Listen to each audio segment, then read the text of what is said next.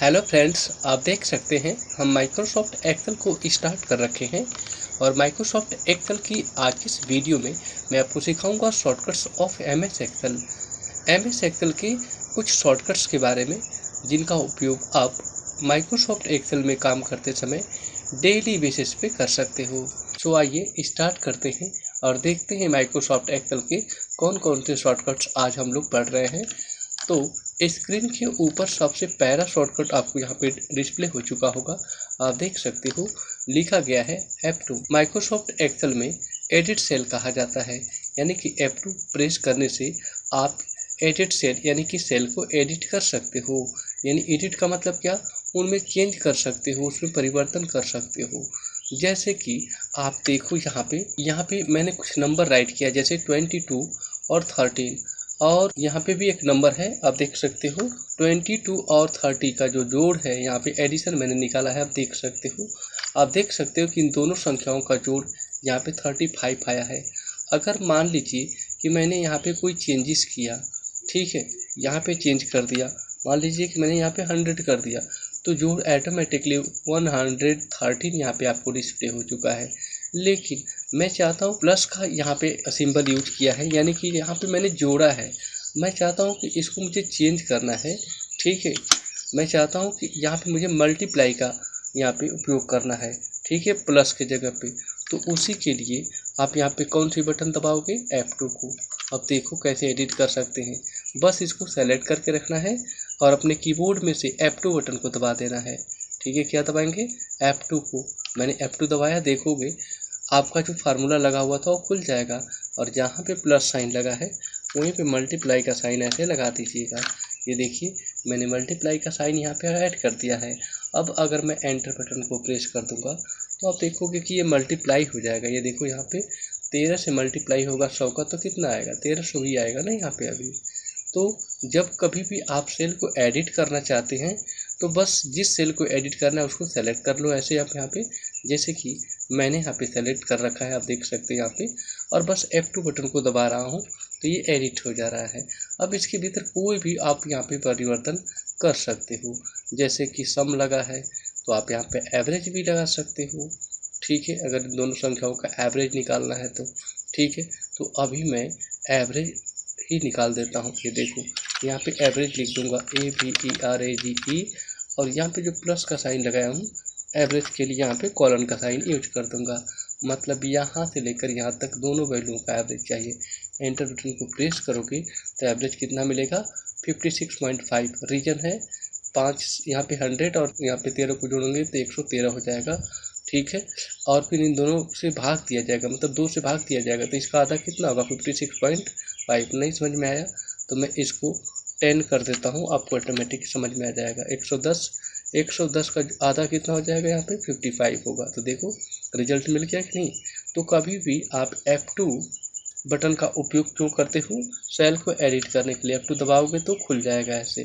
दूसरा तरीका इसको खोलने का है, माउस को लेकर जाओ और 2 बार इस पर क्लिक कर दोगे तभी ये खुल जाएगा। तो एडिट सेल की शॉर्टकट डबल क्लिक भी होती है, या फिर आप F2 बटन को प्रेस कर दोगे तो आप सेल को एडिट कर सकते हो।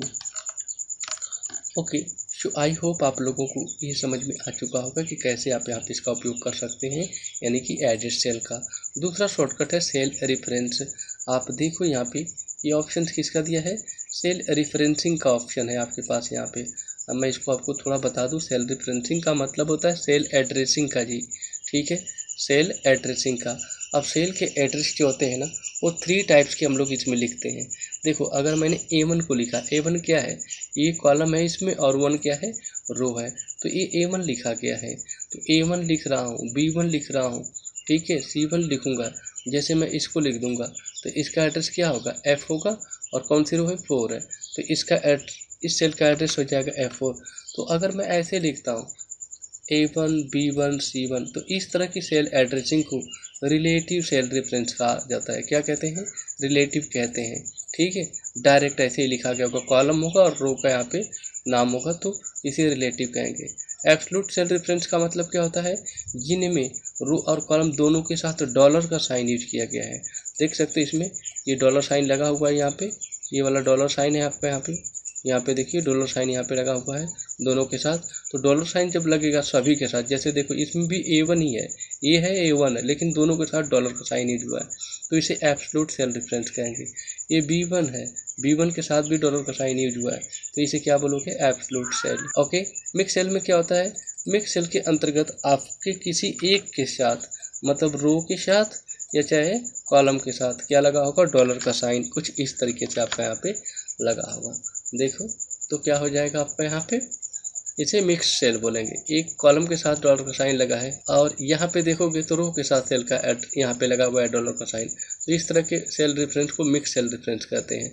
अगर मान लीजिए कि यहाँ पे मैं कोई वैल्यू डालता हूँ 12 और यहाँ पे एक वैल्यू डाल देता हूँ 13, इनको दोनों को ऐड करना चाहता हूँ, तो इक्वल साइन लगा के मैं सम का फार्मूला यहाँ पे यूज करता हूँ। ये देखिए सम का फार्मूला यूज किया, मैं इस सेल का एड्रेस डालूंगा तो देखो सेल का एड्रेस क्या है, H1।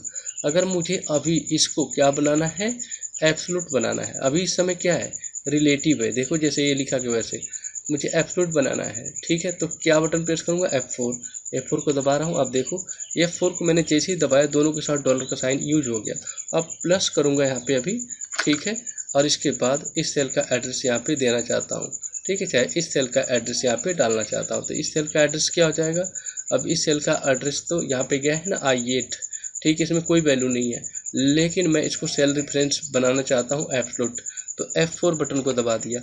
अब अगर मैंने F4 बटन को यहाँ पे दबाया, देखो यहाँ पे तो दोनों के साथ डॉलर का साइन यूज हुआ है। ब्रैकेट को बंद करके प्रेस करूँगा तो 12 ही आएगा यहाँ पे आंसर, क्योंकि यहाँ पे कोई संख्या नहीं राइट की गई थी। तो इसमें कोई संख्या राइट कर देता हूँ तो अभी देखो कि किसका जोड़ कितना आ गया है, यहाँ पे 26 यहाँ पे आपको मिल चुका है, ठीक है। तो आप F4 का उपयोग तब करोगे जब उसे एब्सोल्यूट सेल रेफरेंस में बदलना हो या मिक्स सेल रेफरेंस में आपको बदलना हो, ठीक है। सो आई होप आपने देखा कि F4 का उपयोग आप यहाँ पे कैसे कर सकते हो सेल रेफरेंसिंग का। आगे दिया है गो टू का मतलब क्या होता है, यहाँ पे जाने से है, ठीक है। मैं F5 बटन को प्रेस करूँगा तो गो टू ऑप्शन देखोगे यहाँ पे खुल जाता है।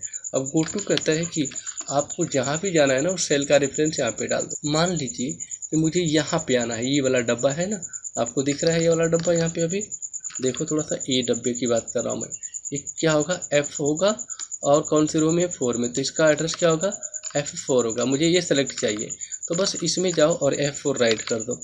क्या राइट करोगे, F4। जैसे आप ओके वाली बटन पे क्लिक करोगे आप यहाँ पे आ जाओगे। देखिए क्लिक कर रहा हूँ मैं, आप ध्यान से देखो तो कर्सर आ गया कि नहीं आ गया।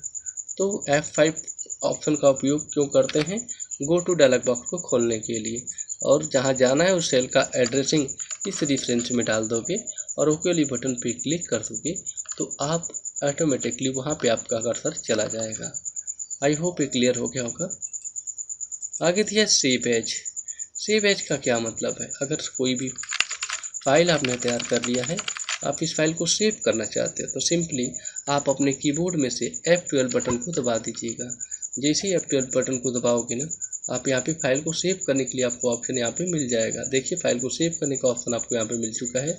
बस यहाँ पे फाइल का नाम ही आपको क्या करना है, यहाँ पे डाल देना है, ऑटोमेटिकली फाइल सेव हो जाएगी सेव पे क्लिक करते ही, ठीक है। तो ये फाइल आपकी सेव हो गई होगी, ठीक है। तो इस तरीके से आप यहाँ पे यूज कर सकते हो F12 का सेव एज के लिए। नेक्स्ट एंड लास्ट ऑप्शन दे रखा है हेल्प का मतलब क्या है, अगर किसी भी फार्मूले से रिलेटेड या माइक्रोसॉफ्ट एक्सेल में कोई भी आपको हेल्प चाहिए तो आपको हेल्प के लिए शॉर्टकट यहाँ पे दिया गया F1, ठीक है। F1 फॉर किसके लिए, हेल्प के लिए। अगर आप F1 बटन का उपयोग करोगे तो आप माइक्रोसॉफ्ट एक्सेल में हेल्प ले सकते हो। कि मैं यहाँ पे कोई भी फंक्शन यूज कर देता हूँ, जैसे फॉर एग्जांपल मैं सम फंक्शन का यूज कर लेता हूँ, ब्रैकेट को स्टार्ट करके मैं इसे सेलेक्ट कर लेता हूँ ऐसे, ठीक है। इसको सेलेक्ट कर लिया पूरा, ब्रैकेट को करूँगा यहाँ से बंद, ठीक है। एंटर बटन को प्रेस करूँगा तो रिजल्ट तो आ गया, ठीक है। लेकिन मान लीजिए मुझे इस फंक्शन से रिलेटेड कोई भी यहाँ पे हेल्प चाहिए तो डायरेक्टली आप F1 दबा दो। जैसे F1 दबाओगे देखो हेल्प ओनली फॉर अवेलेबल यहाँ पे लिखा है ऑनलाइन, मतलब आप हेल्प केवल ऑनलाइन ले सकते हो। इसके लिए आपको इंटरनेट का कनेक्शन यहाँ पे जारी करना पड़ेगा। You are not connected to the internet, check your connection and try to searching again, ठीक है। आप देख सकते हैं यहाँ पे आपको एक मैसेज दिया है कि आप इस समय इंटरनेट से कनेक्ट नहीं हो, अपने कनेक्शन को देखो और इसके बाद यहाँ पे सर्चिंग पे ट्राई कर सकते हो, ठीक है। तो इस तरीके से आप यहाँ पे F1 का उपयोग माइक्रोसॉफ्ट एक्सेल में कर सकते हो। सो आई होप आज की इस वीडियो में बताए गए सारे शॉर्टकट्स आप लोग को समझ में आए होंगे। वीडियो अच्छी लगी हो तो प्लीज़ चैनल को सब्सक्राइब कर दीजिए, साथ में बेल आइकन को हिट कर दीजिए। Okay, thanks for watching this video. See you in the next video.